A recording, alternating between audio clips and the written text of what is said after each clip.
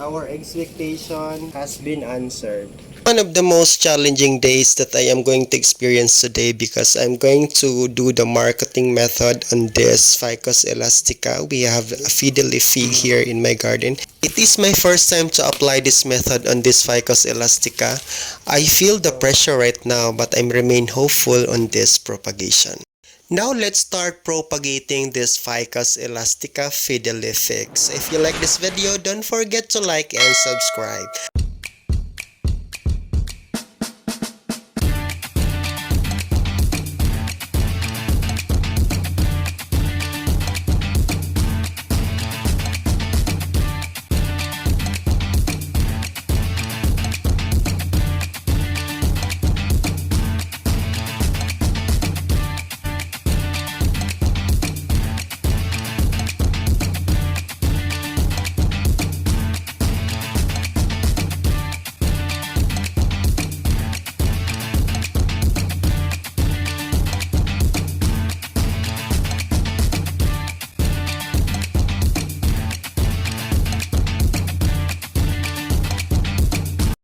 I am preparing for the materials that I'm going to use for my propagation. I am using this transparent cellophane to cover the peeled part because I want to monitor the progress of my propagation. For my soil composition, I'm using the garden soil, the loam soil. I mix my loam soil with the coco peat because coco peat is one of the best material that you can mix with your soil. There are two reasons why coco peat is one of the best material that you can use in propagating your Ficus elastica applying the marketing method. The first one, it can restore water that will support the development of the roots on the peeled part. And the second reason is that it can maintain the humidity that the plant needs in developing the roots. So it is very nice to use and it is very light materials as well. Now it is time to start my propagating moment of this Ficus elastica, the fiddly fig here in my garden. Once again, this is Noy. Thank you for supporting always my YouTube channel. Don't skip the ads because that's only the profit of my vlog. Thank you very much to one and all. Now I am going to start peeling the outer skin of the stem of this Ficus elastica. I always believe that first experience is always giving the first impression of pressure, that in every plant propagation I'm always feeling this way. It is really different experience that I encountered in propagating through air layering method or this marketing method to other Ficus elastica that I have here. This fiddly fig Ficus elastica or the rubber tree is giving me a kind of experience that I'm really feeling nervous of peeling the stem because it's really thin. It's not just like the other ficus that they have a very big stem. So unlike this Ficus fiddly fig, I am carefully peeling the outer skin of the stem because I had experience in this previous months when I over peeled the part, it was tufted. So this time I am done peeling the part and I need to scratch everything in order to remove the second layer for the rooting purpose. So this time I have already my mixed soil composition, so I need to move it around and cover with a transparent cellophane. I use green one, I don't have white one because I already used up to the other propagation last day. So after this one, we need to make sure that the soil that we use is 50% wet and 50% dry. That's a balanced composition. And it is easy for me to tie this one, unlike before I'm using my improvised tie box to tie my propagation, but this time I have a tie nylon. It is easy for me to move it around and press then lock. So that is a very nice way to handle this kind of propagation. On this propagation, just use 3 of this tie nylon, one for the center and the 2 others you are going to place it both ends of the peeled part.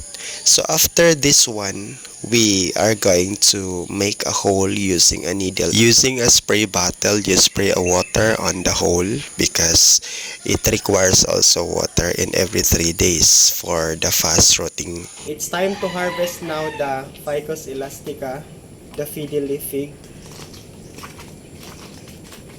We will just get our plant here. I put this Ficus elastica on this side because of the shade. Once you mark out your Ficus elastica, make sure that you are going to put it under the shaded part of your garden. So it's here.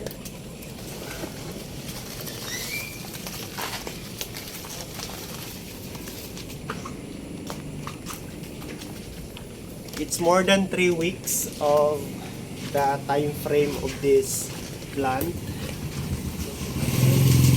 Yesterday, I saw this development of the roots and I think it's a perfect time to harvest this one.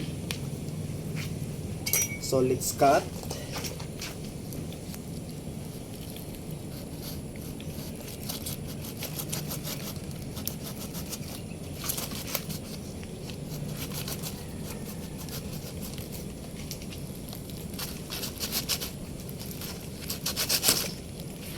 Okay.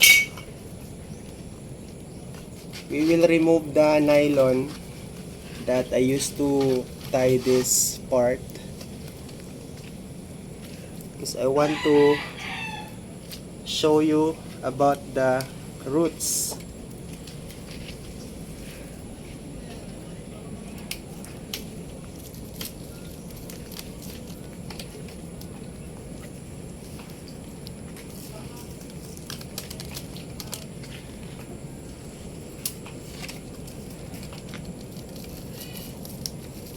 We're almost there.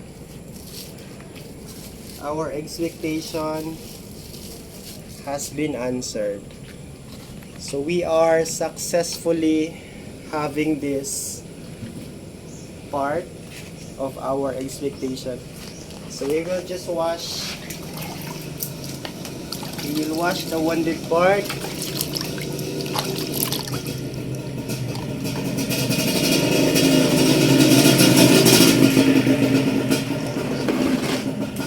Now we will plant directly here since this is a bigger pot.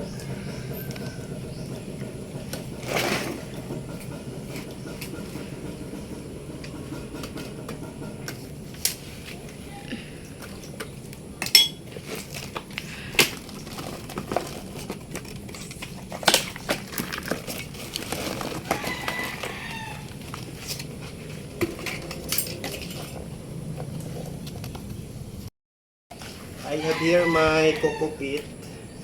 This is the last coating that I'm going to do, that I'm always doing in my vlog, to add on a natural fertilizer of a newly propagated part of the plant, especially this Ficus elastica.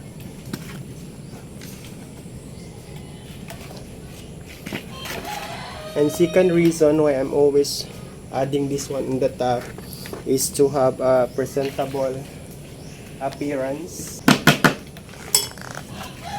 And the third reason is in order to lift this very light whenever you're doing a rearrangement in your garden.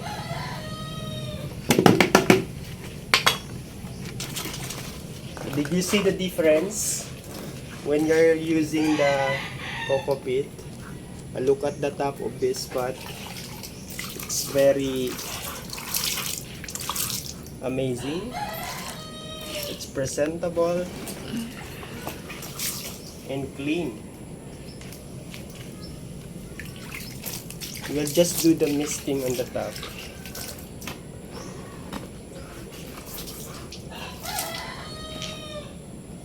Before I'm going to end my propagation episode of this vlog, for the watering of the newly propagated or cutting of the Ficus elastica. Just like this Ficus elastica fiddly fig, just water it once a week.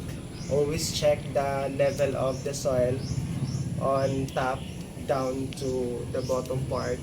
If the bottom part is still wet, don't water it. So I advise water the newly propagated or marketed part of the Ficus elastica once a week.